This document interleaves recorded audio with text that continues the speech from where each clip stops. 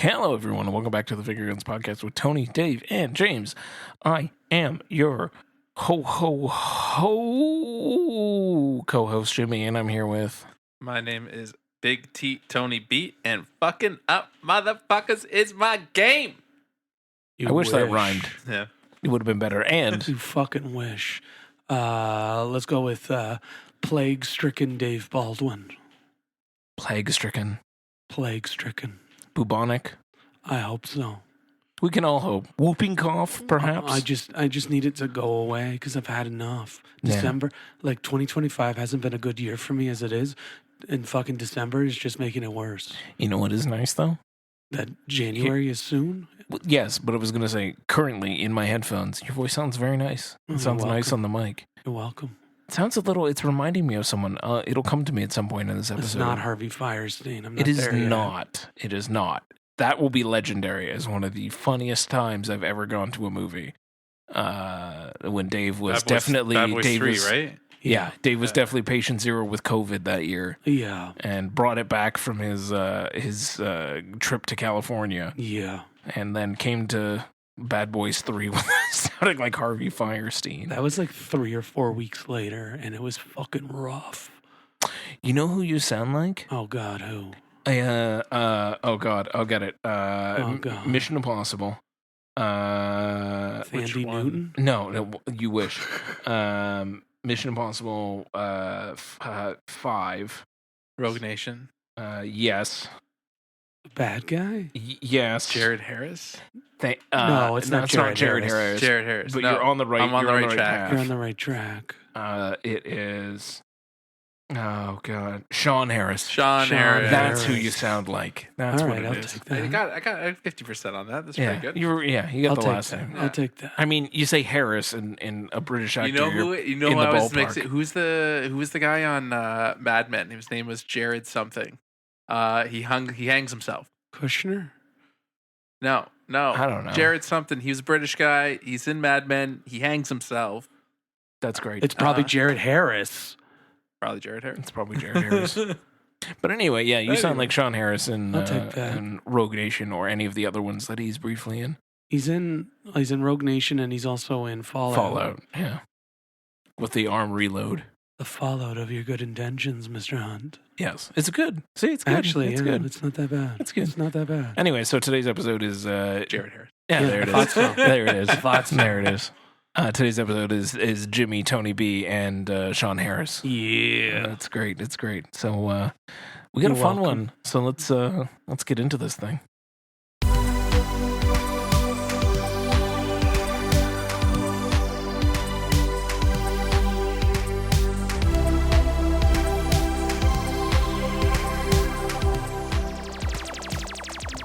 All right, Sean, what do you got for me? I love this. I love it already.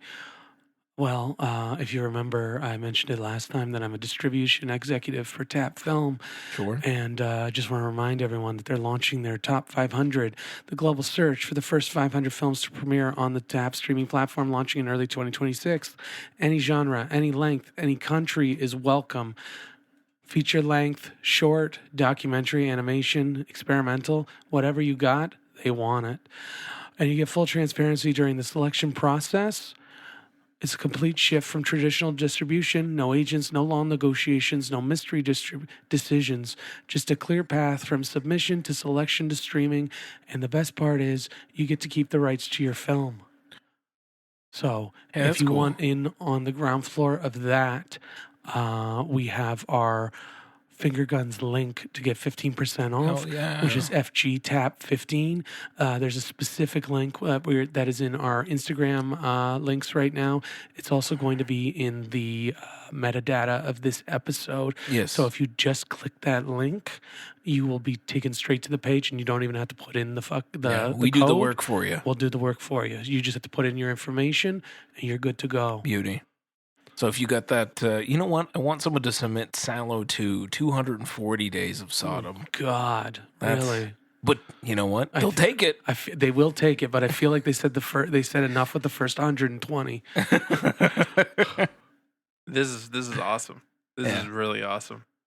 Yeah, it's Era. a really great opportunity for filmmakers who want to get their names out there that haven't gotten them Absolutely. out there, or who have had a chance and then don't want to just die on the vine. Yeah. It's wonderful. It's going to be amazing. It's the and people's platform. It's going to be the people's platform. It's going to change things. So if you want to get involved, tapfilm.com, and that's TAPP film.com. .com. Yes. Well, great.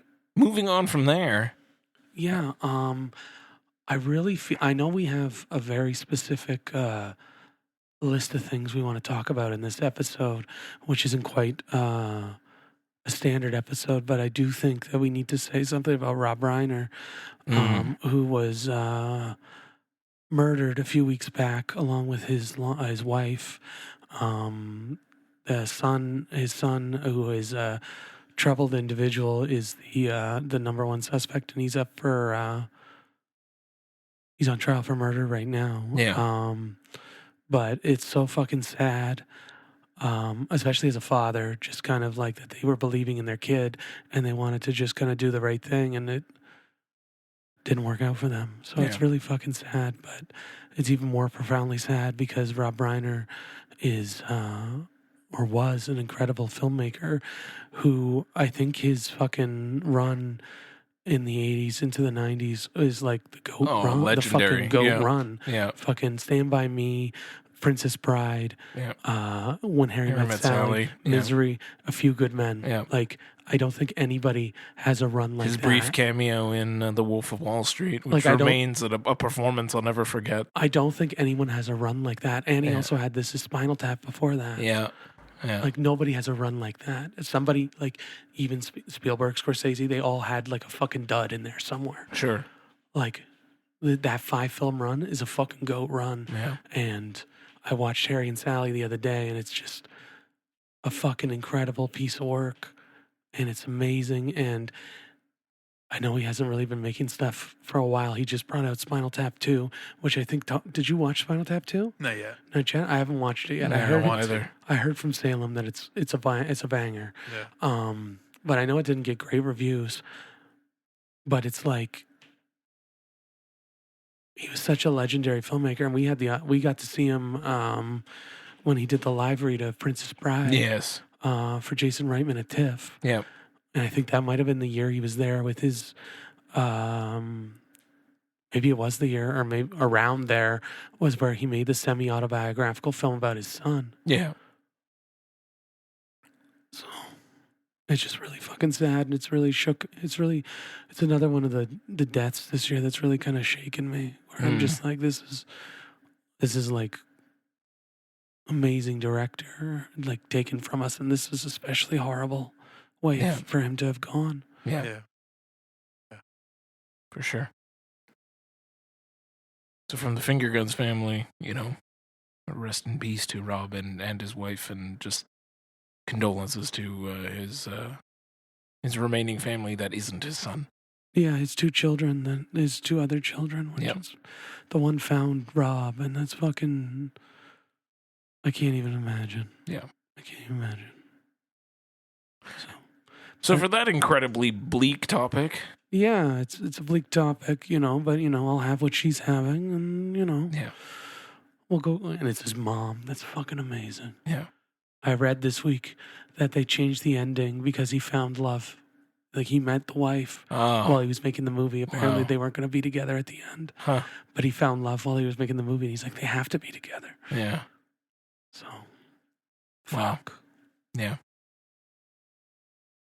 From that, why don't we, before we jump in, why don't we say a few words about Kill Bill, The Whole Bloody Affair, which we got to see in the exclusive 35 millimeter print at the Playhouse in Hamilton a few weeks ago. Yeah. Yeah. Pretty much opening weekend for it. We went and got to watch the entire 4.5 hour experience.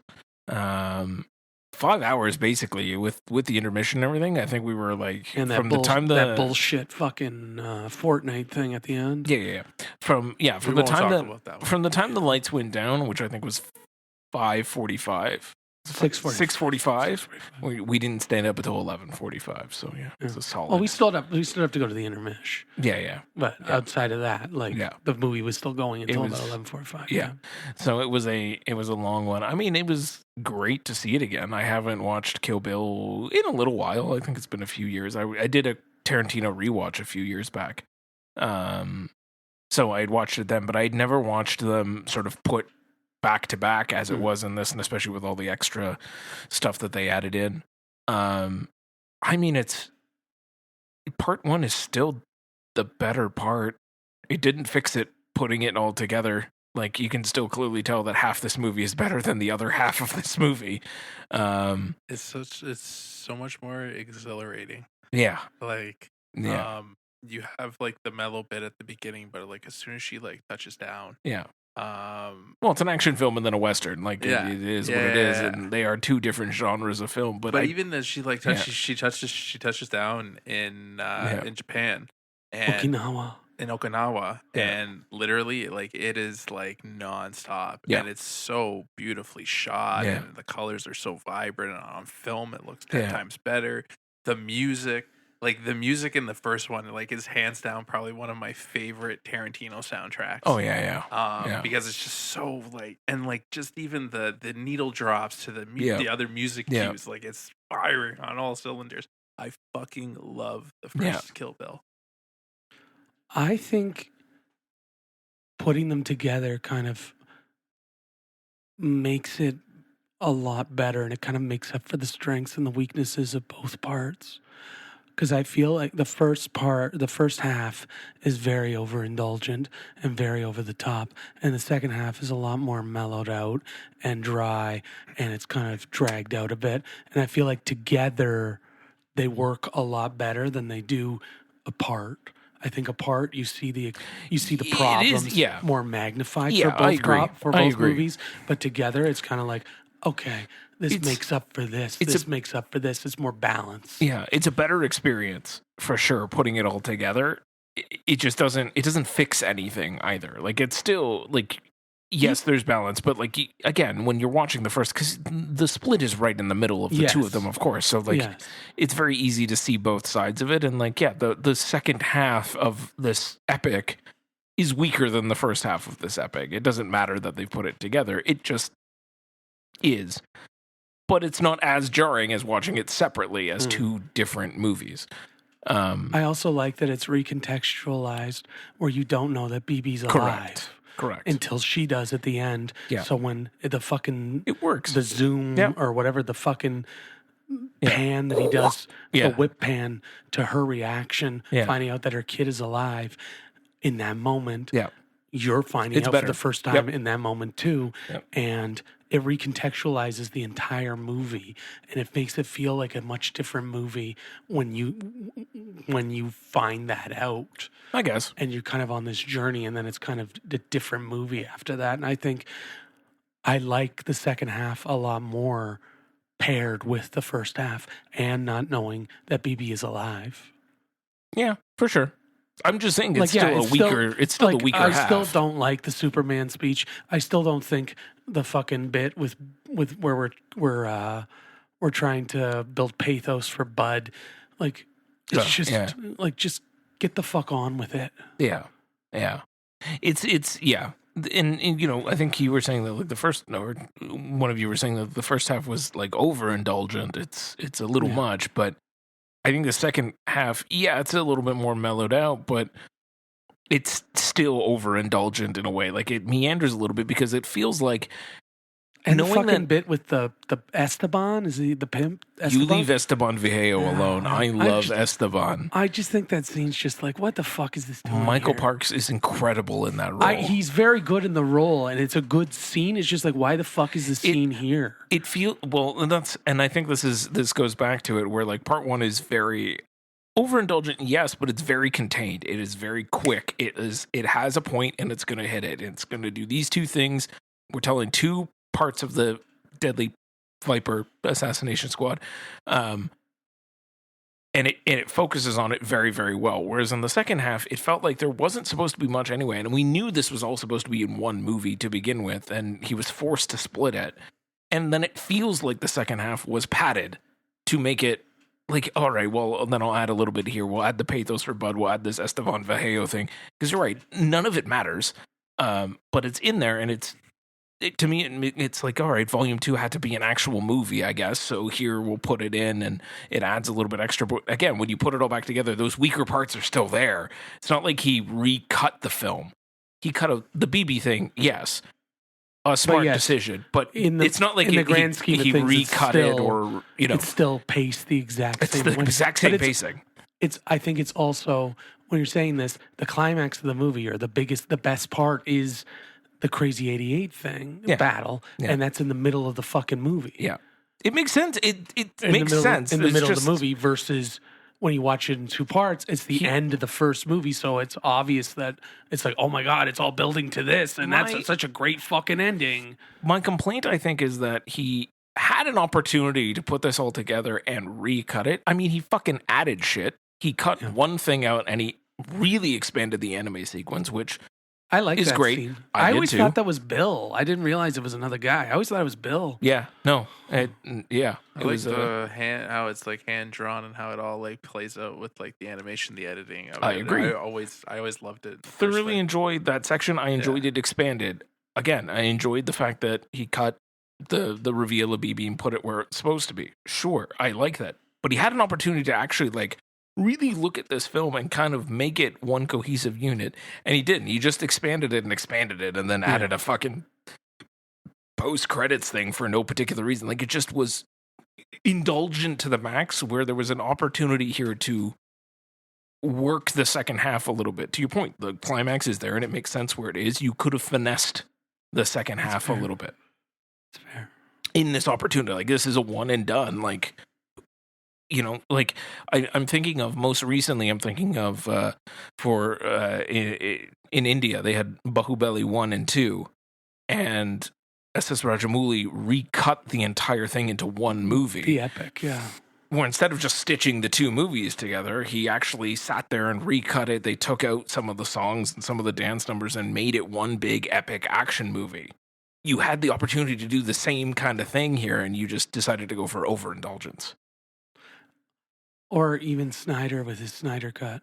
Yeah. Which is obviously very overindulgent, but he took it back and he made it different because he had the opportunity. Because he had the opportunity. Versus this, which is just the fabled cut we've always heard about, and he didn't change it. No, exactly. He had the opportunity. I get what you're saying. That's all. He had an opportunity to. I still enjoyed it. Again. I enjoyed my whole time in the theater. I really liked it. It was long, but honestly, it was paced correctly with an intermission. Having the intermission was absolutely necessary. Oh yeah. Just the we have to talk about the post-credit thing. Fuck, unnecessary, so completely unnecessary. I waited around, and it was spoiled for me going in. I knew what it was going to be.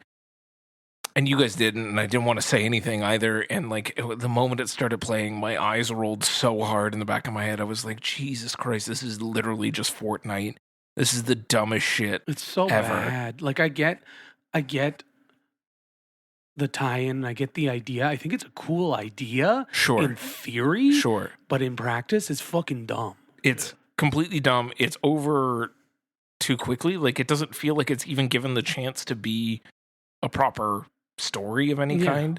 It's just a very quick fight that is over, and the problem is you're just looking at a Fortnite game the entire time. Yeah. And like there's stupid shit, like they're on fucking Grove Street and fucking San Andreas is the map, by the way, if you didn't catch it. Yeah. The house that they're in is across from fucking CJ's house from San Andreas. I'm like, this is the dumbest and then all the different I've characters ever seen. All the Fortnite characters and the fucking bus and things. Like I get the tie-in, I get the idea of marketing it that way, but at the same time, it's like you're also completely disregarding the entire audience that actually would have watched this movie back in the day. Like, I know you two fuckers didn't see the Kill Bill in theaters, but I saw both parts in theaters. Yeah.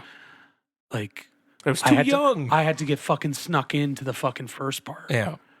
By someone who I reminded brought me, and she didn't like that I was telling people that she snuck me in because she doesn't like Quentin Tarantino, which I didn't realize. So that really breaks my fucking heart. Yeah, yeah.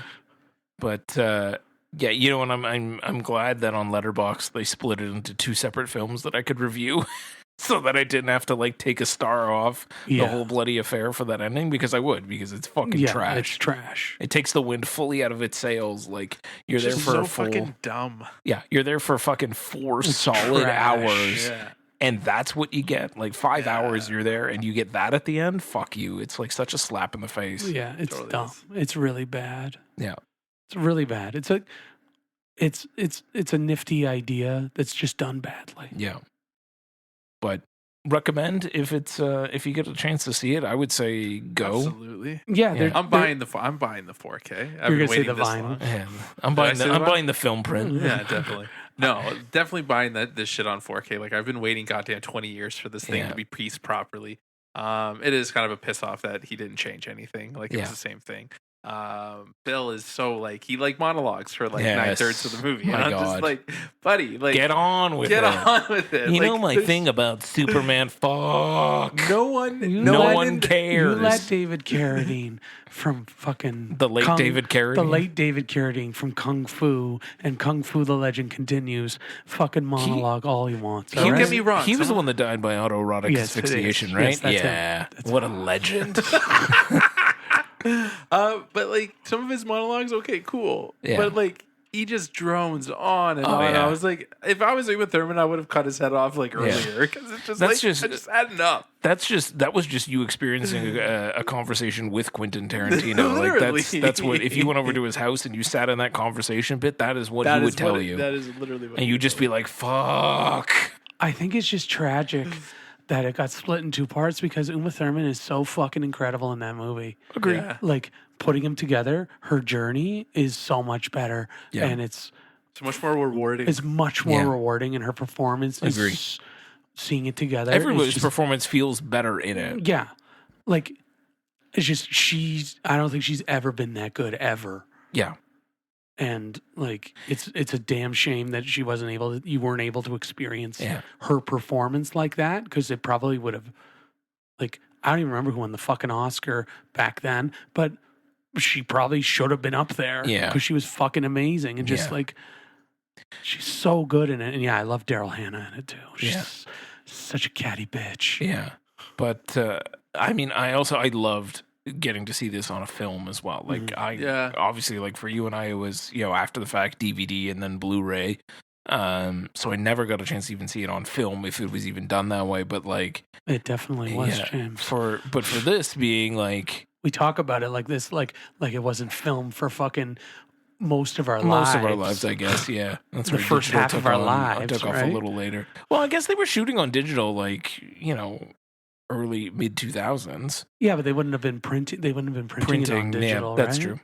Like I wouldn't say, like when we saw Iron Man, it was a specific digital screening, where they were like digital, and because like, they finally had the digital projector. They started bringing out digital projectors. It's like now when you see it, it's like laser projection. It's like all right, cool, exactly. Man. And now we were like, oh my god, it's on digital. That's amazing. See it in digital. Yeah. Like, but now we're like, oh, it's on film. Now we want to see it. It's fucking flipped. And it was an absolutely gorgeous print. That was a brand new, pristine print, and I'm very glad we got to see it. Only because like the last few that we've gone and seen on 35mm have been beat. A little bit. They've been around the bush a few times, around the block several times. Worn. Yeah, the Twilight one isn't even that old, and it looked worn. Yeah. Pulp Fiction was particularly bad. So anyway, it was great. I had a great time. I would recommend if I think the Play still has a couple of screenings coming up. I know they're doing Frankenstein, and then they might. I think they're going to bring it back, and they're going to replay it. Like I know the review's playing it in January. They might already be sold out, but I know they're going to replay it. Like I can see this thing coming back and kind of showing up. It'll make the circuits, on film, probably 70mm. Well, I wouldn't be surprised if TIFF gets it at some point, throws it on a little. I'm very surprised TIFF didn't get it this round. Yeah, They probably will next time. They want it. Cineplex Pictures has it, right? Yeah. It's new right now, and then once give it a couple of years, and then they'll bring it back and It's be like a definitely Tarantino retrospective. It's definitely going to show up again. So if you have an opportunity, if you didn't get an opportunity to see it because fucking December is a shit show, I'm certain it will come back. And you definitely, if you're a Tarantino fan, or if you're a Kill Bill fan, or if you've never seen it in the first place, like this is the way to see it. It's the way to see it. Yeah. Just don't stay around through the credits. You can leave. When the credits start, leave. You're good. You're good. You've seen it. Well, after the first round of credits. Yeah. You'll know when to leave. When it becomes regular credits, leave. Yeah. So with that, we are on to, I guess, a bigger chunk of our episode. We're doing two things tonight. Yes. So we're going to start off with, it's been a while. We're going to finish off the year on a retrospective, which I think is pretty fun. So with that, I'm going to throw it over to Tony for a little bit of spooky time with a retrospective Shudder Minute. Evil lurking deep inside, its darkness knows no limit. So listen closely if you dare. This is the Shudder Minute.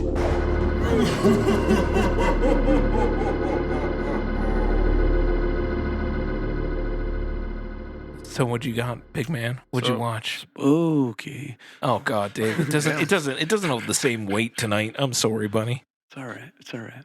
Well, tonight, boys, I closed the book on a big blind spot of mine. Hell yeah. It's very fitting that we're doing this towards the end of the year because this year I think I really discovered Dario Argento. About time. About fucking time, I will say. And we're gonna close the Still book. didn't rewatch Suspiria. Still didn't rewatch Suspiria. It's like when you say you're a Neil Diamond fan, then you say, "Oh, it's your favorite song, Sweet Caroline." That's true. Like, you know what I mean? Like, I mean, it's his most popular, but yes. Anyway, it's fine. Anyway, what did you watch this time? I kind of like America. It's a pretty good song. Forever in Blue Jeans. I watched the 1975 classic Deep Red. Yeah, hell yeah. Welcome to Closing That Blind Spot. Yeah. I have that on 4K. I too have that on 4K. I do not. Oh, you should have borrowed mine. Yeah, womp womp. This movie, the soundtrack, straight fire. Yeah. Straight fire. Yeah. Melissa came in at one of the times that the Goblin Rock was just like fucking really like gobbling. Yeah. And she's like, "What the hell are you watching?" I was like, "Oh, I'm watching a horror movie from Italy." And she's like, "What?" Yeah. Goblin crushes almost every soundtrack. I mean, almost every soundtrack. Every soundtrack. Yeah. If Goblin's on the fucking horn, it's a fucking banger. Yeah. So the main thing about this, I think I admire it more than I actually like it. Yeah. I think it's much too long. I think Argento is very good in the 90 to 100 thing because some of this was dragged out. Yeah, some of the kills were pretty sweet. That fucking doll thing that like comes out of the darkness, like creepy as fuck. But this is just me being really, really fucking petty. Sure. The knife wasn't a switchblade. It wasn't that little like straight razor thing. It was like an actual. It was actually a kitchen knife. Yeah. I was like, "Come on, Dario, you're better than that." Yeah. The switchblade would have been funnier. The switchblade would have been so much funnier. Yeah. No, not the switchblade. The straight razor. It's like a straight razor. I'm sure he'll take that fucking criticism 50 years later from you. Right? Yeah. It's not Mr. Argento, this kid from Hamilton. He's got beef with you with Deep Red. Yeah. Some guy whispering in his ear as he sits looking out over his grapes in Tuscany. I assume. Don't get me wrong. There's some of that shit that's absolutely like fucking creepy as fuck. Yeah. There's good moments in it, but overall it's just much too long for me. Yeah. It does drag out a little bit, and I didn't really like the lead. The lead was kind of a knob. Yeah. Right? Yeah, a little bit. It's not sort of my favorite, but I think I agree with your first statement. Like, I admire it a lot. I admire the shit out of it because like I can see movies that we've watched now that have literally taken like this was the blueprint, right? Yeah. And I literally think to this day it is still the blueprint for the giallo horror, right? And the slash. What's that? The genre? And like the slasher genre and like the something is behind you and it's coming to kill you. Yeah. Like he is the master of the creep. Yeah. And yeah. Well, John Waters is the master of the creep. Well, he is the master of the, but you know what I mean? Like he says it in the documentary where there's always something following you and it's gonna kill you. Yeah. Right? Yeah, it's what was I gonna say? Did you watch The Right Cut? I'm not really sure. I'm not really sure what one I watched. Yeah. But it was in Italian. I was which I was very happy for because like some of these ones that are out there for Argento are usually dubbed and like some of them are like good, but others are just like nah. Another scene that I really liked was the girl in the bathtub. Yeah. Right? Yeah. There's so many good moments in it that are just truly either very funny or very scary. Right. She's like literally like writing something on the condensation and then the window just opens and it just yeah. Dave, I know you haven't seen it, but like, the thing is, anything that you throw a Goblin soundtrack over is just gonna be like, fucking yeah, I'm just gonna fucking like the synth, it's man. so if I wasn't so fucking sick, like I was really looking forward to watching it. Yeah. Well, you got the 4K. I do have the 4K. It'll be very. Like, do you have the same edition that I do? Is it the happy hand job? Yeah, the Arrow. I got that one. Yeah. It'll look great on your especially blown up on your big TV. Yeah. You'll definitely get that on the soundbar. Get that fucking synth like just man, just bouncing. Yeah. Hopefully there's a score only track. I'll just sit there vibing. Right. I don't think there is. I was reading it the other day. So how many cuts are there? Fuck, I'm sure there's like 77 versions of that. But I think on the disc that I have, I think there's like only 2. I'm fairly certain I saw I'm fairly certain I saw the international one. International cut. If you have if you have the Arrow one, it's the 4K, then it's the exact same one I have. Yeah, exactly. I think there's only 2. I'm just double checking right now. But yeah, Deep Red. I'm glad I finally closed that blind spot. I was going through all these Argento movies and literally not landing on Deep Red.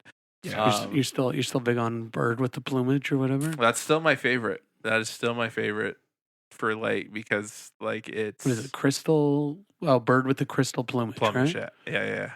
Because I literally watched it one week and I literally had the 4K Arrow the following week. Amazing. It was good. Like that. Like he's a good director, and I want to see some of his other ones. To be director's cut and theatrical cut. Okay, then I probably theatrical cut dropped like if you watch it in Italian. So the bit you watch the director's cut because the bit that he dropped out wasn't even dubbed in English. Like it was cut out completely. And he was apparently removed 11 minutes worth of animal cruelty from the theatrical version. So that's a fun thing. That's a fun little nod. Yeah. But yeah, Deep Red. Well, nice. I'm glad you closed that blind spot. We'll carry on our 1975 retrospective then. Yeah. You want to get into it? We watched. Some of us watched 3 films. He finished it. Did you finish it? I watched them all. Yeah, we watched 3 films. I was worried about you, buddy. Mandingo, right? Yes, totally. Several times. Mandingo Massacre, right? Yeah, totally. Mandingo Massacre. I know that's you were supposed to. Yeah, no, you were supposed to go on blacked.com and watched all the Mandingo clips. Yeah, I didn't quite make it through Mandingo, but I got through a couple of the Mandingo Massacre films. Oh God. I know James was always big on those ones. Yeah. But anyway, that wasn't one of the films that we were watching. We had 3 other ones to watch, but who wants to pick one? Dave, pick one for me. We're talking about Mandingo, so we might as well talk about Dolemite. Dolemite. Another blind spot of ours that we closed. Yeah. Which I didn't know existed until we saw My Name is Dolemite at TIFF in 2019. Tony rushed that one. I was already in it.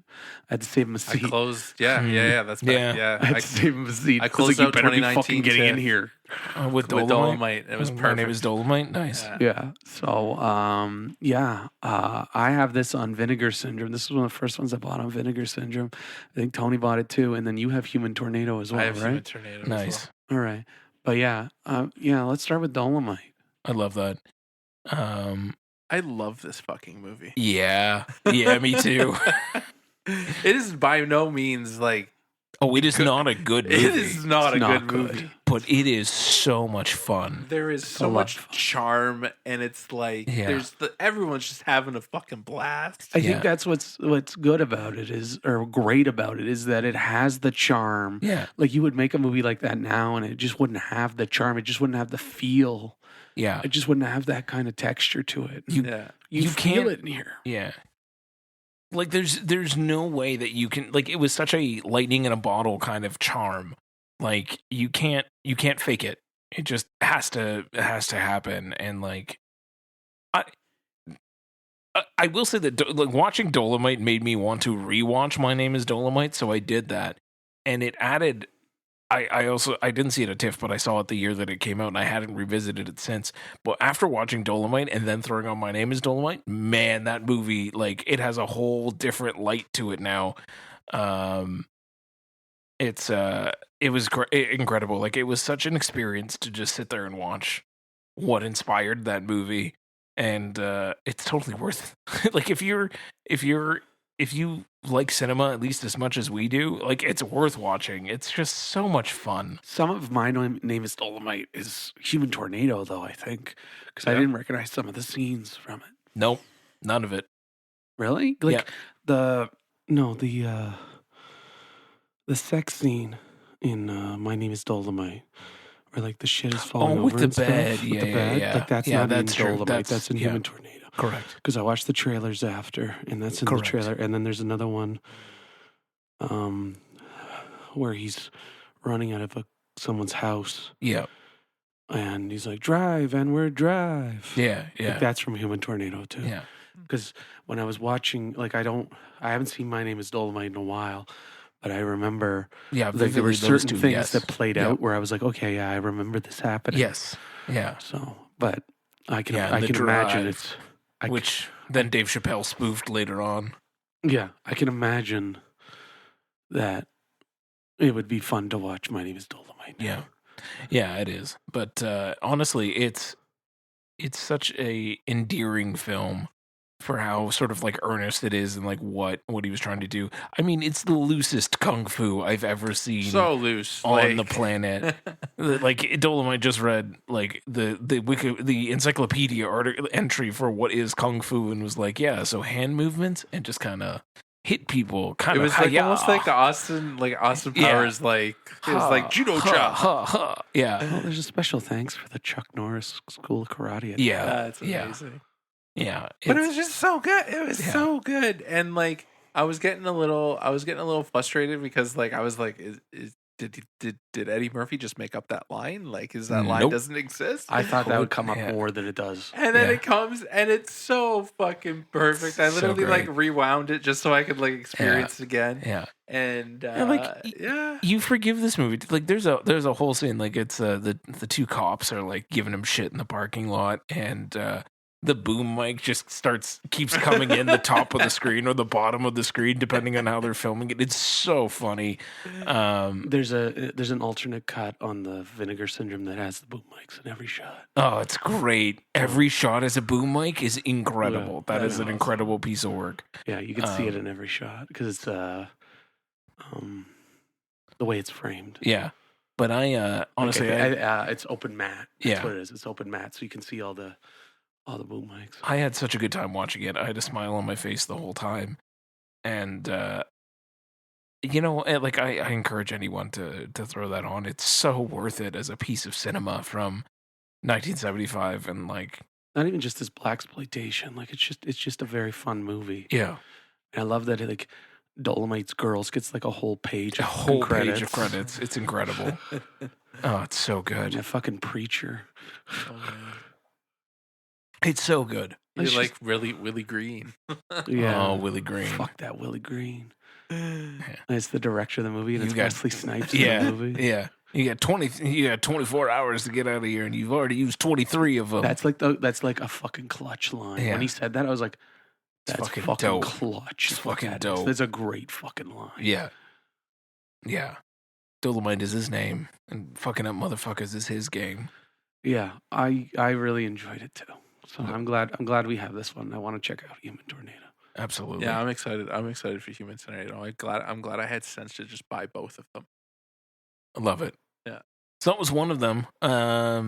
Tony, since you did Deep Red, I'm going to take the second one and pick the second one, and then I'll leave you with the third one. But I want to talk about 3 Days of the Condor, which I had... Sidney Pollack. Sidney Pollack, I had never seen it. Robert Redford, rest in peace. R.I.P. So gorgeous. Like, he is a sight to behold. He's always been a sight to behold, Tony. Truly. Even in Captain America, he was still a looker. He's always had it. Always had it. But yes, especially here. Especially here. As I said, I had never seen this before, but like, and also Max von Sydow was in it, and Faye Dunaway. Faye Dunaway. An incredible cast. A beautifully shot, paranoid, Cold War spy on spy, can't trust anybody inside or outside, looking over your shoulder constantly, like a perfect encapsulation of all of that sort of like conspiracy and panic and not knowing who to trust. That level of cinema on full display. I loved this movie. Yeah, it was so good. I enjoyed every way that it was shown. I enjoyed sort of watching it unfold. I enjoyed like with Max von Sydow's character, like his sort of ambiguity to things. He was just like, he's not one side or the other. He's just kind of whatever side is paying him. I do like that. And like the entire way that ending resolved too, of just like, this is some fucking paranoid shit. I think the very final shot of the movie is hilarious. Like it just ends on a freeze frame. It just ends. It just kind of ends. It just kind of ends, and I hate the fucking 70s for that, because like most of those movies, they just fucking abruptly end. Yeah, and like I had to watch the ending twice because I was like, I don't really fucking understand what is happening right now. Yeah. They're just kind of talking. It's a little convoluted, and it's convoluted, and then it just ends. But it has a certain. But it's of course it's convoluted because that's the genre. Yeah, it would be convoluted. I didn't like the fucking. I get it because it's Bob Redford, but like I didn't really like the whole romantic subplot. So, I thought that was a fucking weak spot. And I think that was probably my biggest issue with the film, was like I was liking everything until he just suddenly, like, I don't know, Stockholm syndromed Faye Dunaway into having sex with him. I was like, I don't understand where this came from. It's weird. This is weird. Like this doesn't read right. He just wanted to give someone a deep dick in. Like I get it. He's stressed out and he just needs he needs a fucking. But it's fucking weird. A release. But yeah, and it kind of takes the movie to like a turn. It makes it a little weirdly icky, and then there's that whole morning scene, and you're like, the fuck is going on? And then she starts helping him again, and like, it's odd. It's very odd, and I was like, Faye Dunaway's fine in this movie. Yeah, it's just like I don't know why this is here. This isn't doing anything for me. Although the bit with the mailman's pretty awesome. Yeah, and I like how it was shot. I like the music is a little eclectic in certain parts. Yeah, but. Yeah, I was on board for it. And I low-key love that it's based on a book called 6 Days of the Condor. And they're like, no, fuck that. We're going to do 3 Days of the Condor. Yeah. But we don't need 6 days. None of this 6 days bullshit. Yeah, we can do it in 3. Although, like, if the romantic subplot's in there, maybe 6 days would have made more sense than 3 days. Yeah, because it's like in the grand span of like 4 hours, you convinced her to go to bed with you. And I'm like, I think she's still mad that you put a gag in her mouth and left her in the bathtub. Probably put another gag in her mouth afterwards. Well, but again, Bob Redford in the 70s. Yes. James, new Christmas classic for you? It's close. It might be. I got so excited when I saw the Christmas lights and then them singing. I was like, oh my God. It's happening. Like, I don't know. I just, you know what? Like, you know, take the romantic subplot out of this. And yeah, maybe some of the wonkiness with some of the score choices in this, but I thought the rest of it, like the thriller elements of this, like it's the way that it's a solid movie. It's just there's these wonky parts that you're like, why the fuck are these here? Yeah, they're getting in the way? And I think it's honestly a product of the 70s. Yeah. Because the 70s, they all had those kind of... Well, and that was it, right? Like, it was like also, it was Hollywood opening back up. You had all these like gritty films starting to come out in the 70s, and this was one of them. And I think it was like, as a byproduct, you got to have a little something. I didn't think it was that gritty. It's not. Especially with what we're going to talk about next. Yeah. But you're right. You're right that it's... The 70s was a little bit of a weird transitional time for Hollywood, and like you get some of these weird artifacts, or a freeze frame ending, but like all of that taken into account, like I don't know, like the setup to this movie is wild. He's out to get like a bunch of sandwiches, and he comes back, and everyone's fucking dead, and then it's like, oh, who killed them? Oh shit! Like it was the people that I work for, and like then he's on the run, and he's like, can I trust this guy? Can I trust that guy? Like it's so paranoid, and it's Redford. Like he could do this in his sleep. Like he's so fucking good in this movie. Yeah, and like he has riz for fucking days. Yeah, and it makes the film work. Yeah. Yeah, so I don't know. I enjoyed it overall. Like it's got some weirdness. I think it's solid, but it's just like.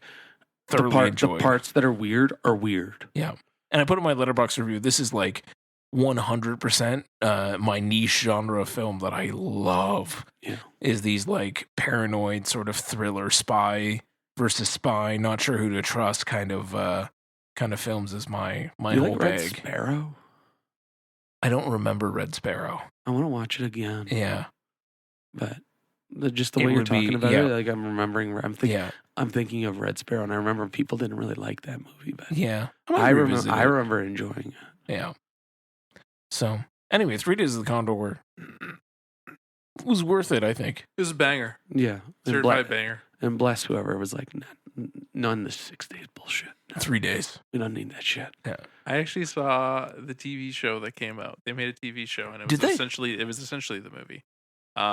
That's why when like the love scene came out, I was like, oh yeah, that's right, they fell in love and all that. Oh yeah, sure. That would work better in a TV show. Yeah, well, it was like it would have actually been 6 days in the Condor. Yeah, it was well spread out, and William Hurt was his handler. Oh, so it was super weird. Yeah, fuck William Hurt. Yeah, fuck that guy. Who cares? He's a great actor. Fuck that guy. But it was another blind spot of ours that we were able to close. How we've gone this long without seeing this movie, truly, and then inadvertently being a Christmas movie. Just loved it. Just lines up, man. Good timing on those. Very good timing. And Redford, longer being with us. Yeah.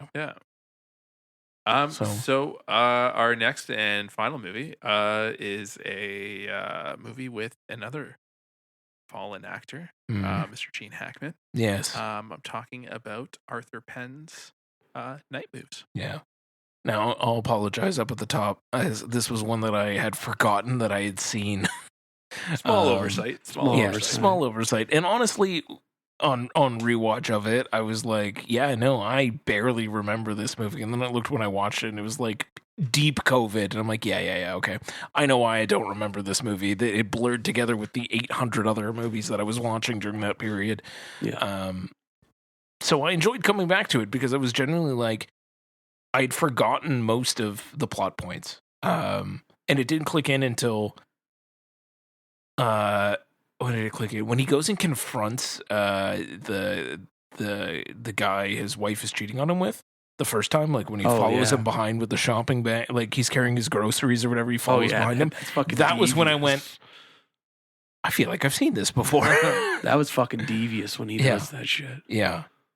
So on the point that we were just making in the last one, we're going to talk about grime and gritty. Yeah. Woof. Yeah. This movie is grimy. It's icky. It's nasty. Yeah. And it's like down and fucking dirty. It reminded me of Chinatown.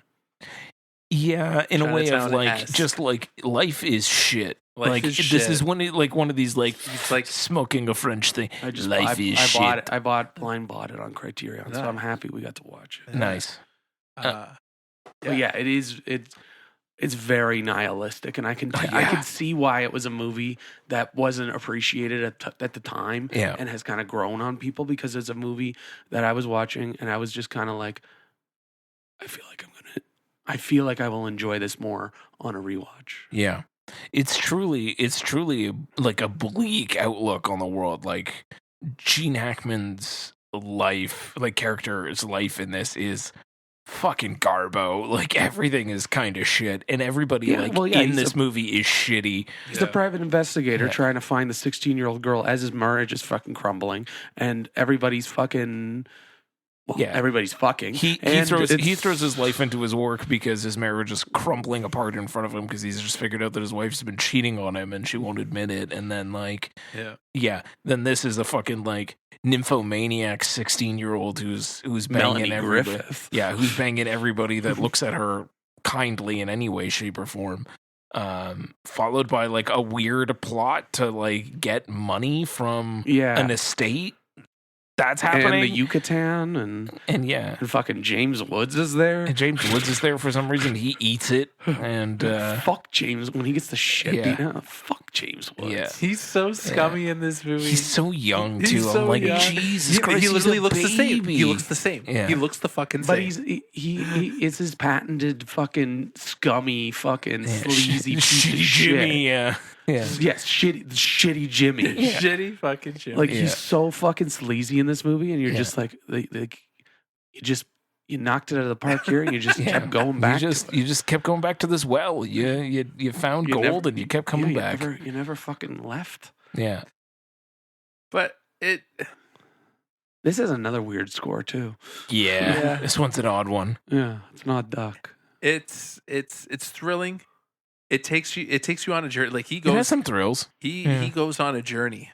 But it's so slow at pacing. Like it's thrilling, but it is a slow burn on these thrills. Like even the entire thing where like the brake lines get cut with the car on the movie set, and like the crash happens, and like you're just watching him watch dailies of it and trying to like piece it together, and you're like, Jesus, this is like the least exciting way to shoot this car crash that happened. It's like literally watching fucking paint dry, and he's just sitting there like kind of like half slumped over in this chair watching this fucking footage. Like, and that's how he describes the fucking Romer movie. Apparently Romer's funeral or something, they brought that up.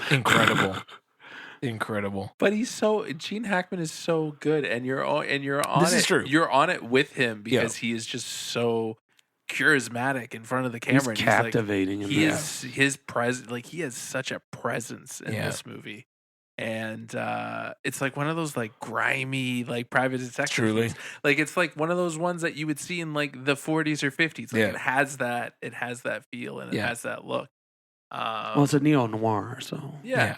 And I get your comparison to Chinatown, but Chinatown is a much more polished version of this. This feels so grimy. Like it just feels so like a lower budget, like a true sort of like we fucking guerrilla fucking made this movie kind of thing by comparison. To be perfectly honest with you, it felt like one of those like 40s, 50s like Bogart movies. Yeah. Like this is definitely like a Humphrey Bogart-esque character, and they mentioned with a paintbrush as well. Yeah. With a paintbrush with the shit smeared all over exactly. it. Yeah. Well, they shot this in 73, but they held it until 75 because Melanie Griffith was 16 when she shot her nude scenes. Great. So that makes it even creepier and fucking even grimier. Great. That's gross. Right? Yeah. Like that makes it even grimier. That's gross. I don't like that. I don't like that fact. That fact is not going to sit well with me. Thanks, Dave. You're welcome. Well, wait until we watch that Brooke Shields movie where she gets naked when she's 12. Oh, God. Oh, God. Anyway, Night Moves is grimy as fuck. It's a vibe. It is a vibe, and it's a vibe. It sticks with you. Yeah. And then it just goes unhinged at the end. Like, by the end, I was like, what the fuck else could happen to this guy? Right? Yeah. And another, did we say it already? Another abrupt ending? Yeah. Truly an abrupt ending. Look, the only thing, I want to watch this movie again to appreciate it more and see the intricacies of it. Yeah. And just like I was on board, but I wasn't loving it. But I feel like it's a movie I'm going to appreciate more on the second watch. But God damn it, guys. Yeah. Where the fuck was Bob Seger on the soundtrack? Oh, yeah. What the fuck? Yeah. It like, come on. I don't even know if that song was out yet or not, but it just feels like a missed opportunity. That's a good question, actually. It feels like what are you talking about? Night Moves. Yeah, Night Moves. Yeah. What the fuck else do you think I'm talking? You think I'm talking about old time rock and roll? Old time rock and roll. Yeah, that's a good question. I wonder what Night Moves. Or fucking Catmandu. Like, what the fuck did you think I was talking about, Tony? He was. I had no idea he had a song called Night Moves. You've never heard Night Moves by Bob Seger? I probably have. I just don't know it's called Night Moves. Working on the night moves. Yeah. Yeah, no. Trying to make some. You're gonna start coughing again, Dave. You should stop. Working on the night moves. I can tell you it was not out by then. Night Moves came out the year later in '76. Oh, okay. But Maybe still, he was inspired by they this. should Maybe have it was inspired They should have by added this. it in. He was Tony, looking- there's he was no way looking at- you've never heard Night Moves. I probably was- have. If he you was haven't looking at heard it, it's those- gonna change your life. He was looking at those 16-year-old titties and going, Night Moves. You're gonna. If you haven't heard Night Moves, Tony, He's still on it's gonna be this. like the Shins in fucking Garden State. It's gonna God. change your goddamn It's life. not the Shins. Foo-foo. It's gonna change your fucking goddamn life. Like, I just want to put on fucking Night Moves for you right now. Oh my god. Anyway, I think for 1975 to like wrap up sort of the three that we ended up picking, I think we picked three solid movies. They're I all think so. bangers. Like sometimes we get like a pit in there somewhere because it's like we've seen so much that we have to kind of go a little bit further down the barrel. Yeah. But in this case, oops, all bangers for 75. Like that was a good pick for three. I think so too. Four really, if we include Deep Red in there. Yeah. So So you're getting the Kino of 3 Days of the Condor now? I think so. There's yeah. a fucking Kino. Of course Yeah. there is. 4K? Tony. That's what I just said. Yeah. So I think I need my 4Ks of the Condor. Yeah, most definitely. Yeah. Oh man, on the Vinegar Syndrome Dolemite, like the scene selection is like the reels. Oh, So that's like there's awesome. six. So there's 6 reels. So it's like reel 1, 2, 3, 4, 5. That's Oh, fun. it was fucking fun. They always do that. That's- Vinegar Syndrome always does that Yeah? with the reels. That's how they do it. That's fucking fun. awesome. Yeah. I'm excited. I'm excited to visit Human Tornado. Yeah. I want to see that too. Dolemite is my name, and fucking up motherfuckers is my game. He always looked like he was fucking sleeping through that movie. I just love that he just keeps saying motherfucker. Yeah, motherfucker, dance, motherfucker. Oh my god, and just killing white guys. Yeah. I love it. Left Love and right. So The good. hose, man. it. And the hose. Oh, The hose. hose. He's Where he's immediately delivering- getting a fucking blowjob. Yeah. Right He's after he like gets out of- delivering the speech to his hose. fucking his whole thing about bitch, you bought me tighty whities? Don't wear tighty whities. And just like he's released from prison, and the next day he's pimping and hoeing already. Yeah. Immediately fucking walking down the street with a cane. Like, Immediately pimping and hoeing. Fucking, if I got $5, says you're not Dolemite. And then he goes on a fucking he just tangent. fucking sits there Just in a goes parking on a lot, monologue. fucking Just like doing monologuing. one of his comedy stories. I'm like, Jesus Christ. Fucking Dolemite. Because you know they shot that gorilla, so it's literally just like They were just standing in a park. parking lot. Dolemite. Dolemite. Anyway, we're not quite done. We got one more movie we want to talk about, and so we're gonna be a little bit of mix of both. We did a retrospective, and now it's time to talk about the third in this series of Avatar movies, Avatar: Fire and Ash. Such a good title. I love the title. The new Jimmy Cameron joint. Big Jim. Yeah, that is out, and I'm gonna shut up and let someone else talk about this movie for a bit. Did you get a handy this time? No. Good. So the movie was Fucking called prick. Blood and Ash. Fire and Ash. Fire and Ash. Yeah. Fire and Ash. Yeah. I believe it should have been just called Way of Water 2.0 Yeah. because it's the same movie. Well, The exact same movie. well, they've said that when they were writing that the two, and they split it, so it is supposed. I guess it's supposed to feel like the same movie because it's 2 parts of the same fucking movie. But it's not just that it's 2 parts of the same movie. It's the same movie. It's a couple of Plot-wise, differences. it's the same fucking movie. 20 We're minutes still into- dealing with whales fucking jumping on a boat for its big climax. We're still hunting these fucking whales. Barely. There's still a fucking huge fight at the end that all centers around the same water shit, and there's still fucking whales doing whale shit. Like, it's the same fucking movie. It's not the same movie. It's a little different. No, Dave. Don't let What about James Varang? Cameron. What about Varang? Who the fuck's Varang? Is that her name? Varang? The fucking the Ash Queen? Una Chaplin, yeah. Yeah, the one, hey, you know what? It's a third Avatar movie. It's a chance for introduce a new biome. Here's 10 seconds in that new biome, and then we'll just come right back to the water again. And she's fucking useless. I'd let her wreck me. Yeah, of course you would. I think I could fix her. No, you could not. I think I could fix her. No, you could not. Even her whole... Oh my God, you're going to send me down a tangent. Even her whole fucking story is fucking useless. Like, you're telling me she is first generation starving. Like, the volcano just erupted. She said she was here the entire time when the volcano erupted and ruined my land, and everyone was like, Awa fucking abandoned us. Awa abandoned us, so she's like leading these people and I'm going to conquer the world. It's not like anybody in this planet has done anything wrong to her people at all for her to have this fucking revenge vendetta that she has on the entire planet. You don't think people like that exist here? Not to... I bet they do. I bet they do. There's a difference to writing something where you could put generational trauma in that would make someone want to do that. Or if they were shunned by the rest of the Na'vi people. None of that happened. This was first generation. So instead of solving a problem or going to a different biome and saying, hey guys, we got fucked by this volcano. Do you mind if like we rehome here? They went, no, fuck it, burn the planet down. It's lazy shit. I don't know, James. Some people just want to see the world burn. It's lazy shit. Dave, are you really defending this movie? Come on, man. You can't possibly have a different opinion. Some people just want to see the world burn. Yeah. Dave wants to see my entire soul light on fire tonight as he keeps telling me how much he loves this movie.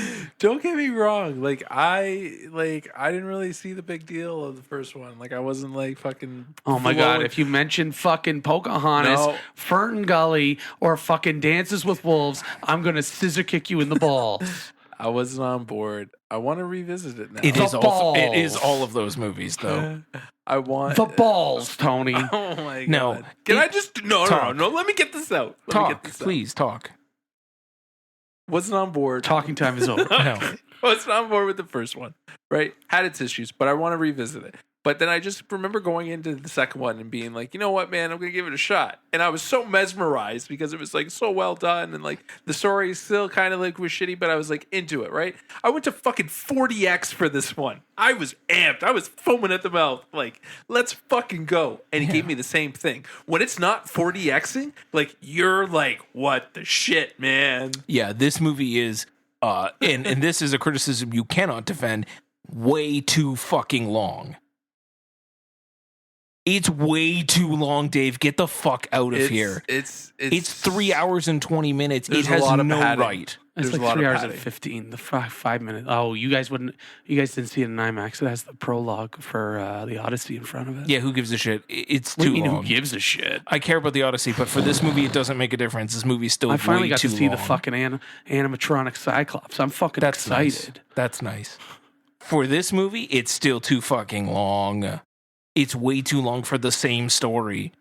And some of the editing is fucking choppy as fuck. The editing's bullshit. Like the scene in the you notice a lot when the scene in the air balloon when it's like Mad Max in the air. Yeah. Yeah. The editing is so choppy. Not even that. In some of the quieter scenes, it's like big emotional moment. Cut.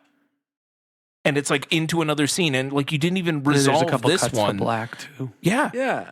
What the fuck? You had nothing else that you could have done here? I guess not, because you were so fucking devoid of originality in this anyway. You didn't know how else to move on. I'm not as angry as this kid. Why are you so... Who hurt... Big Jim didn't hurt you, James. He basically said... He basically spent so much money to make the same movie again. Here's the thing. You can tell me it's part 2, part 3, whatever the fuck they meant to put this together. First of all, if they put this together way too long. But again, this movie is not materially different enough from the last one to matter. It doesn't make a difference. It literally ends in a very similar way. Oh, fucking Stephen Lang's fucking character is probably still alive somewhere. Oh, didn't kill him again. Guess he'll be back in 2029. Like, it ends the same way. I want that relationship to resolve. Because, like... It's never going to resolve. Honestly, it's getting a bit frustrating now. It's becoming a soap opera at this point. Like it's I get like you want your 4 movies, but like Big Jim, like you got the mycelium have fucking attached itself in this body. Now he can breathe properly. They were going to that. Like if you didn't know that was coming, like you're like, come on, man. There had to be the shoe had to fall. Sigourney Weaver is still voicing a child for some inexplicable reason. That got even weirder. Talking that got to weirder herself. in this one. Weirder in Apparently this one. that they shot that with like someone who was more age appropriate. That's fine. It's still her voice, and it sounds like a 72-year-old woman's voice. Only in certain parts. Oh, in so many parts. And then she talks to herself. It's weird. That part is weird. Yeah, that was strange. That is super. That was strange. And also, again, that didn't even make any sense. She's never been able to get to the spirit world ever. She would have a seizure every single time. The moment she's fucking there with fucking Spider Monkey guy, she's like, "Hey, Mom, this is the guy I've been telling you about." How? When? When? You've never been able to be here before. I still want to know who hurt you, man. Jim Cameron coming out and fucking just making a movie like this again. Were you not happy about Giovanni? No. You weren't happy? Like, Giovanni didn't even make you happy here? No. None of it does. I rejoiced. I was like, oh, yeah, he's in this. Yeah.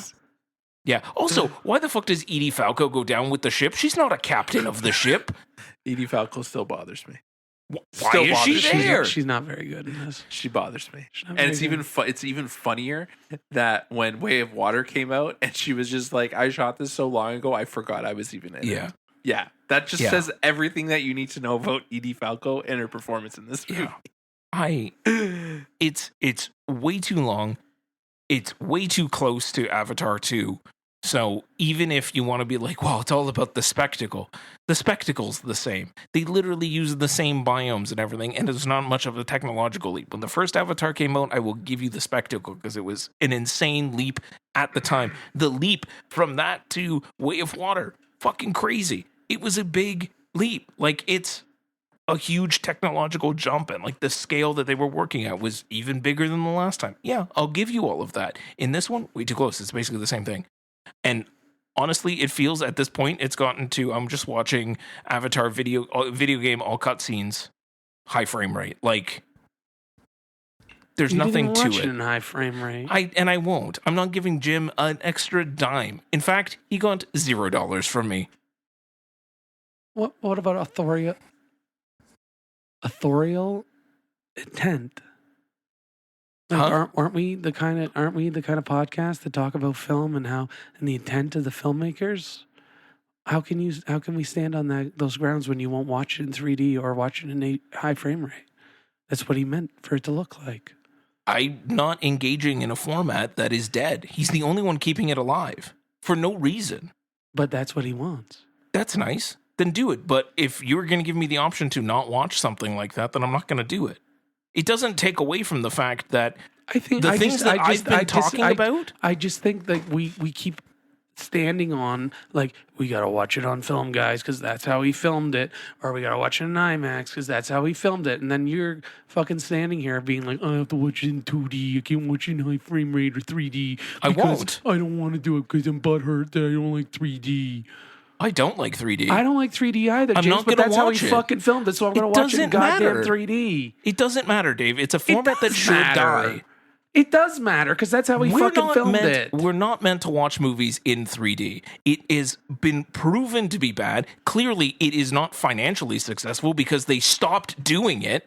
It's not the most, like, there was a time that every single release was coming on 3D. And the time that Avatar, the original one, was done, that was 100% the way, and it was very novel that he shot the thing in 3D. But also, look at the landscape around you. You're a filmmaker. You're choosing to use a format that no one likes.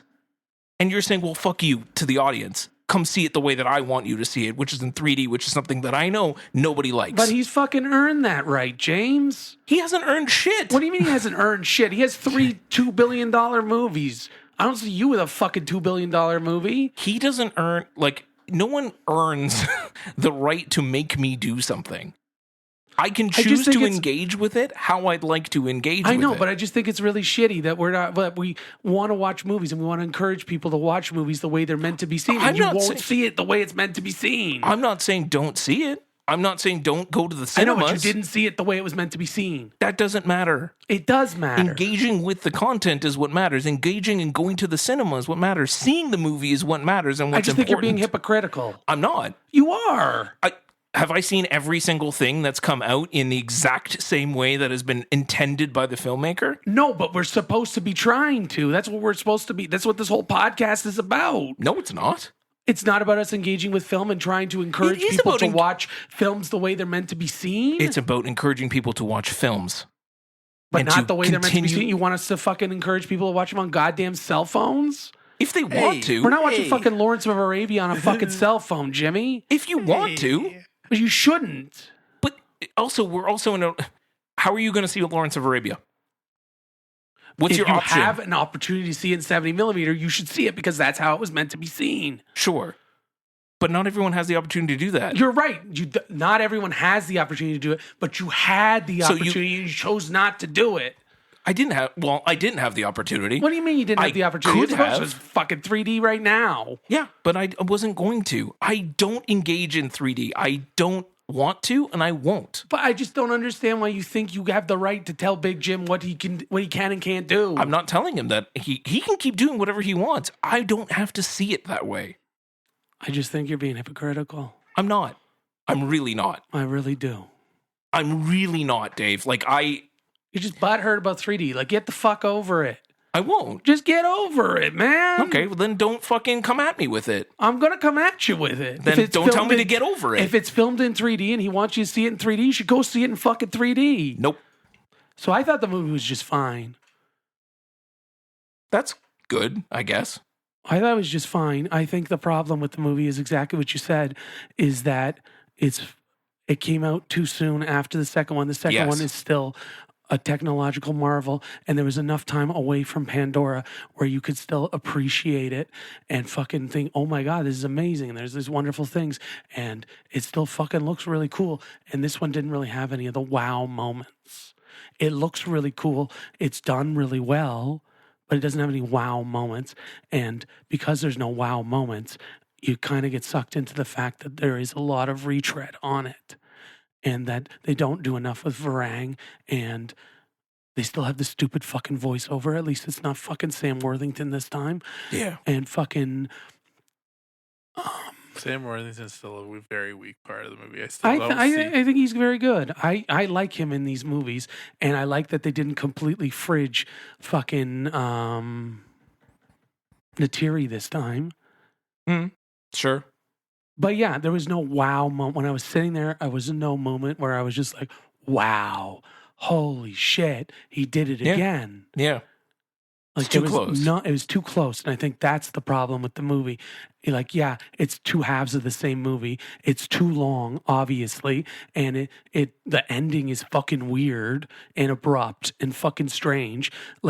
There's still all the beats that need to be there, and it's still an entertaining movie, and it's still when you point to great special effects and them actually putting the fucking money where it needs to be, as opposed to a fucking Marvel movie where they're like, you need to get these fucking effects done by fucking Thursday because it needs to come out on Friday. At least they have the time and the fucking effort to make it look great. Sure. And all the human characters look great on the fucking virtual screens. They don't look like fucking shit. They had the trailer for fucking Mandalorian before it. Yes. It looked like fucking ass. Yeah, it looked pretty bad. It looked really fucking bad. And they had the fucking trailer for fucking Doomsday, or the teaser that's already been fucking ripped everywhere. The Steve Rogers thing. The Steve Rogers thing. And everyone's like, oh my God, Captain America's coming back. It's like, they call him Steve Rogers. He's not coming back as Captain America, guys. Yeah. It's fucking obvious he's not going to be Captain America. Yeah. But it's just the effort he's putting into these movies is still worthwhile to watch. Yeah. It's still... Sure. like he's still putting in the work. He's still making these fucking visual splendor movies that are still meant for the big screen. Sure. That he's putting the 3D on. Like, it's still cool looking fucking 3D. Like, he's actually making it tangible and making it so that you actually can engage with it. It's not just fucking there and it's dark as fucking shit and you can't see anything. Like, it's all there. It's just the problem with the movie is that it's fine. And it's only fine because it came out so soon after the last one and it's retreading so much of the last one. If it came out in another 10 years and wasn't a complete retread and didn't just have the, oh yeah, I forgot that Jermaine Clement was in this. Oh yeah, I forgot about the Captain Ahab guy that doesn't really do much in it. That just like dies you were mentioning again. The whale things. It's not even a focus of the movie. It's just kind of there. Yeah. It's not a focus. Like the first one, the second one, there was a focus on it. Oh, yeah, this one is just kind of like the whales are there. Oh, yeah, we're still trying to get the whales. Yeah. And I didn't think that they did enough to kind of explain the whole is it called a Deus Ex Machina or whatever? The fucking end bit where like the whales are congregating to have like the whale ceremony or whatever, and there's a fucking portal thing that only attracts metal. Yeah, and the like, magnetic thing. Yeah. None of that is fucking explained nearly enough. Nope. And it's just shit's happening. It's just kind of shit's happening.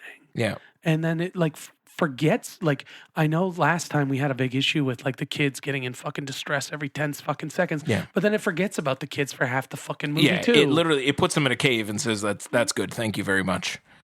So like I do have issues with this movie. I don't think it's perfect. I think it's the weakest of the Avatar movies. Yeah. And I think that it's showing its age, but I also think it still has the relevance that you should be going to see it and you should be appreciating it and you should be seeing it in fucking 3D. Like, yeah, I get that high frame rate's not for everybody, but if he's authorial intent of showing it in 3D and filming it in 3D, you should see it in fucking 3D, and you're doing a disservice by seeing it in 2D because it's not going to look the same. And you're not going to get the same thing out of it. That's what I was getting at. I know you were getting hot and heavy with me, but that's what I'm trying to get at, is that he meant for you to see it like that, and we should be appreciating him taking a swing like that, and it's not just him fucking like just a power move or whatever. That's how he wants you to see it. That's how he pictured it, and we're supposed to be appreciating how filmmakers are making these fucking movies, especially when it's not just a power grab and it's not just there for the fucking sake of it to make a couple extra bucks. Sure. And it may not be there just to make a couple extra bucks, but at the same time, I'm saying seeing it in 2D and your experience of what you've just described seeing it in 3D, it didn't, like, visually, I wasn't any more, like, I'm not here complaining about the visuals at all. I still think it's one of the best looking things out there in terms of the way that it's made, the purpose-built CGI that is being done here, the motion capture work that's being done here. It's all great, and it looks great in 2D. Like, it looks great. It is not dark. It is still vibrant.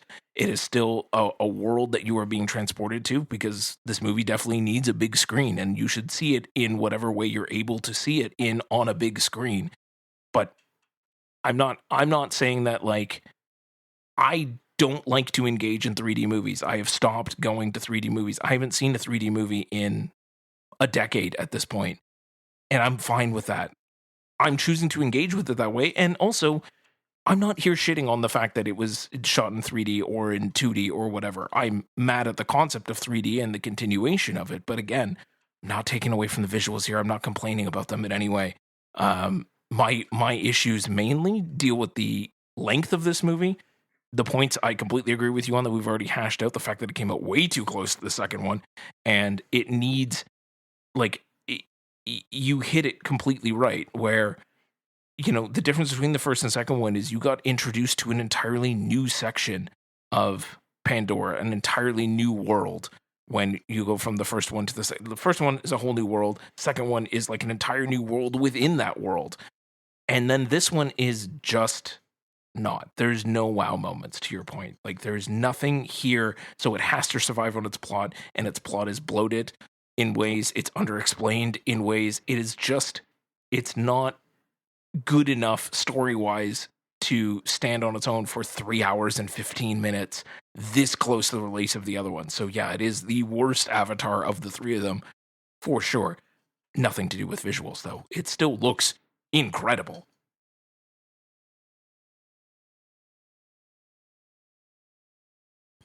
$40X was pretty dope. I'm not gonna lie. But unfortunately the movie can't all be $40X. There were times where Melissa was just like, I want to get off. Like this is not working for me. Yeah. The opening bit would have been really cool in 40X. But it was so Mad Max in the air. That too. Yeah. With the fans going at you and like even some of like the water parts where like they're spraying water at you. Yeah. It was really well done and a lot of squirting. What's that? A lot of squirting. Tony was hurting for a squirt. Yeah, most certainly. But yeah, like was it busy? It was, dude. It was packed. It was packed, and it was like almost. It was kind of refreshing to see, like in the trailers when the Avengers trailer happened, and the guy beside me was like losing his shit. I was like, yeah, it's exciting. It's exciting. That's exciting, and it also made me realize that I'm old, and Marvel is no longer mine. Yeah, right. Because like we're gonna remember when Marvel was. We think when Marvel was good. Yeah. And then this generation is just like it's like eras of SNL now. Exactly, right? Like we're just a different era of Marvel, but I'm glad that Marvel can still bring that to certain people. And I was just very happy to see this guy just lose his shit. And he was losing his shit during Avatar 2, and it was just refreshing to see that too. I clapped after the Odyssey trailer. Prologue. Nice. Yeah. Nobody said anything after Steve Rogers. Nobody cared. Yeah. Honestly, my theater was silent too after the Avengers one. I didn't have anything for the Odyssey, but people seemed a little bit more. They didn't even show the trailer? No.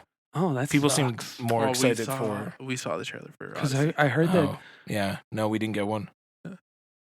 I heard that the IMAX screenings is the prologue. Even if it's all IMAX. Yeah. And that all the other screenings are supposed to have like the proper trailer. Oh, yeah, maybe there was a trailer. I'm trying to remember now. It might have gotten lost in there because we got distracted by the. We were talking once we figured out that it was a Mandalorian thing. We were like, I didn't even know they were making this fucking thing. Why is this here? And then also, yeah, that whole thing too. And I was like, oh, okay, yeah. Did you guys get a Spider-Man trailer? No. Okay. I was expecting a trailer because I came in late. Yeah, and I came in during the Moana trailer. Yes, we got a Moana trailer as well. Yeah. I came in during the Moana trailer, so I was like, did I miss fucking Spider-Man? Yeah, I was like, people seemed a little bit excited about the Mandalorian Grogu trailer. Some folks were excited about the Moana trailer. My theater was mostly packed. I was there on a Saturday evening. Yeah. Mostly packed theater. I saw it today on a Tuesday, on Cheap Tuesday in the afternoon, and it was bumping. Nice. Like I would say the middle was completely packed, and like the sides were like filled in as well. Nice. Yeah. I did get another moment in this movie where it was towards the middle. I think where it weirdly cuts to black at one point, because it's pretty quiet right around that time. And in the theater, it was just quiet, and you get rough. I was like, "Yeah, buddy, I'm with you." It's getting to that point where I'm looking at my watch because it's still going, and there's still like another hour and a half to go. I was drifting, and the 40X woke me up. That'll do it. I checked my watch at one point because I was like, "Okay, we're halfway through," and it was only been an hour. Yeah, and I was like, "God damn it!" And then I was on board for the rest. So. Yeah. You can't deny, though, it is very long. It is egregiously long. Yeah, I will give you that. It is egregiously long. It is longer than the second movie, and it's retreading so much of the second movie that you're just like, why? Why are you so indulgent? It's egregiously long, and like some of the mystery box stuff is answered, but then there's other stuff that's just kind of there, and you're just like, why didn't you fucking fix any of this? If you wanted to say, because he said more than once that he said everything. He wants to make the other movies, but he's also said everything he wants to say. Yeah. And it's like, well, there's still stuff you need to say. Yeah, you still fucking haven't answered everything, and like you're still also doing all this other bullshit. And I think at this point, like you can't go out on this. Like this can't be the last can't one. end out on this. You gotta take some time, go back to the drawing board a little bit, give yourself a few years in between, let technology continue to evolve and advance, and then see what you can come up with for a fourth movie to finish off the series or something. I needed more whale fucking... It needed more creatures, to be honest. Whale subtitles. It needed more... You know what? It needed more moments. It should have taken even more time to give me whale fucking court proceedings. Like... Yeah, it just felt like some stuff was too long and some stuff was way too short. Way too short. And not explained. It was just like it couldn't pick a lane. It couldn't pick a lane. Yeah. Yeah. And like truly, I don't know. It didn't really even like introduce like a lot of new animals or creatures or anything. Like again, it was so much of a rehash of the second one that you're like, oh yeah, I know all these fellas. Except maybe for the guys fucking pulling the airships. Those guys were pretty cool. But the rest was just like, oh yeah, I know these flying things. I know these water flying things. Well, I know these whales. They brought back the fucking dragon thing. Yeah. It was cool when that came back. Sure. Yeah. It's like we've seen this before. We've been here before. Yeah. Give me something different, like the Ash people. And like I thought the Ash people were going to be much more. It had such an opportunity, prominent, and they were just like kind of like they. You get that one again. You get that one scene where he fucking like goes to them and like sets up the deal and everything else, and then we're never there again. Like it's and they only like kind of show up in spurts, and when they show up, it's not even like the mic drop moment. Be like that. Oh shit! Moment. At that moment, they take a back seat in the story. Like in the beginning of that.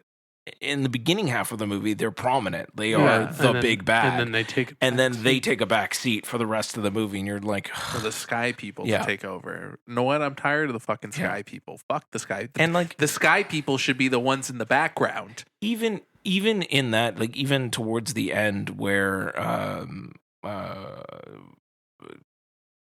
Sigourney Weaver as a child, like she is a child. She's a fucking teenager. Whatever. Sigourney Weaver is a teenager, a 72-year-old woman making out with a child.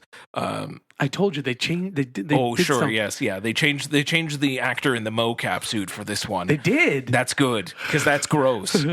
Steal her voice. Regardless, that wasn't the point I was trying to make. But anyway, when she defeats the big bad of Fire and Ash tribe, whatever the Fire Nation, the Ash people. The Ash people. They have a name. It's just kind of like. Doesn't it translate to Ash people? It's just like a moment where like it makes sense within the movie, but like it was an opportunity to like show a vision of like what is happening in that moment, like within her head. And you don't. So it just kind of comes across as like, oh yeah, I'm big and powerful. And it's like, yeah, but what did you do to make her that afraid?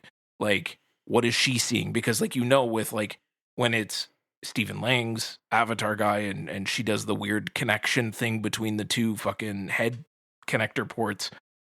He's like seeing some shit and like, he's also a little bit on drugs, but like still there's a moment there where he's struggling against and seeing it. And like, I felt like he could have done more there to make it more impactful. I just don't think they do enough with Varang. Yeah. I think that's the problem. Yeah. They don't do enough with her. Once she's in the back seat, she just lives in the back seat. Yeah. And it's like she's barely even there.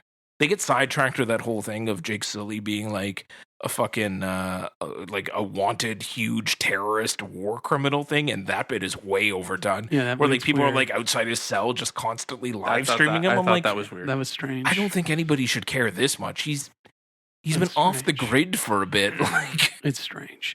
Like we said, like there's parts that are not done long, that are overdone, and parts that are done that should have been longer. Yeah. Like it's all there. It's just it's wonky. Yeah. It's fucking wonky. It is wonky. Mm. It's wonky. And it's not a disappointment. It's just it's fine. And when I'm going to an Avatar movie, I want to be fucking wowed, and I wasn't wowed. Yeah. Yeah, which is, I mean, that's his whole bit and what it's been for 2 movies is wow me, and this one doesn't. Yeah. And it can't survive on its story alone. Yeah.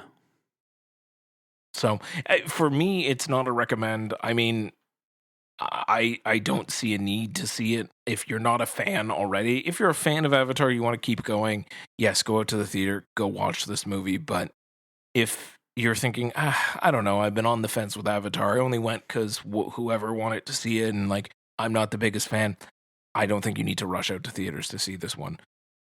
But that's just me. Tony?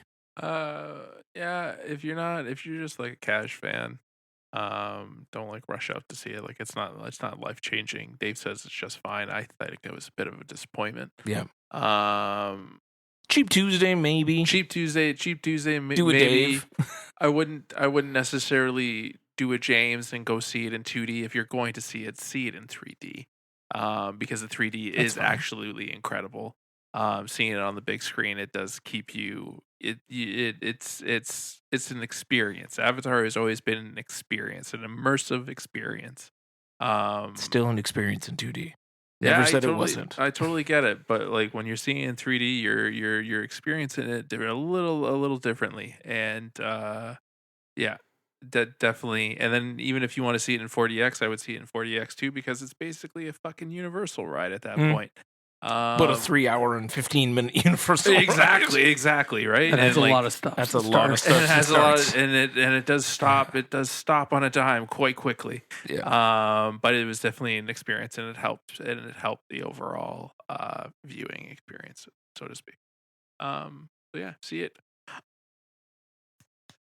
or don't. Love it. Love it. Thank you, Tony. Thank you for leaving it up to the people to make their decision. Dave? Weak. I think it's worth seeing, especially if you're a big fan of the franchise. I think it's worth seeing as it's still a spectacle. It's still worth seeing because it's still something different, and it's still CGI that we should actually appreciate and fucking like genuinely be like and spend our money on, because we should be like, this is what we want to see. This is the effort we want to see. Yeah. We don't want fucking shitty, fucking forced labor bullshit. Forced labor, fucking volume nonsense. Yeah, we don't want that. This is what we want. If you're going to put this much energy into it, this is what we want. Yeah. It's just go in with caveats, and, it's not a wow movie. So maybe you don't need to rush to see it, but it's still worth seeing, and it's still worth seeing in 3D. It's still worth seeing on a big screen. Yes. That's what I would go with. Fair. That's what I would go with. Fair. Well, I think that is our episode for this week. This is probably our last one of 2025. Yeah, the penultimate episode of season 4, but the last one of 2025 for sure. Last one for 2025. But I mean, we'll be back and we'll reflect on the whole year. But I just want to say that it's been yet another fantastic year recording these episodes with you both. Mm-hmm. And I enjoy doing these. I enjoy getting to spend a little bit of time every couple of weeks talking to you. And I appreciate the both of you, but I appreciate all of our listeners as well. Thank you for always tuning into our bullshit as we spew it into your ears directly, and listen to us three nerdos nerd out about film and talk about movies and everything in between for your listening pleasure. Yeah, for sure. We love you all, and I love the two of you, and I love that we get to do this every few weeks. And I'm glad you're still on. I'm just glad we're still on this journey, and I hope that we keep it going. Absolutely. Hope you all have a Merry Christmas and a Happy New Year. I know you'll be listening to this after Christmas, but fuck it. Have a Merry Christmas. I hope you had a Merry Christmas then, and a very Happy New Year. And Happy Holidays to everybody. Yeah. Happy Christmas, everybody. Till then, till next year, I'll still be Jimmy, and I'm here always with Big T, Tony B. Yeah, and better be fucking past the plague. Plague-free Dave. Dave Baldwin by the time you listen to this, or by the time we talk again in 2026. Absolutely. My New Year's resolution for you on your behalf is no coughing in an episode next year. Yeah, that would be fucking amazing, wouldn't it? That's it. That's my wish. That's my New Year's wish for you. It's a good wish. See y'all soon.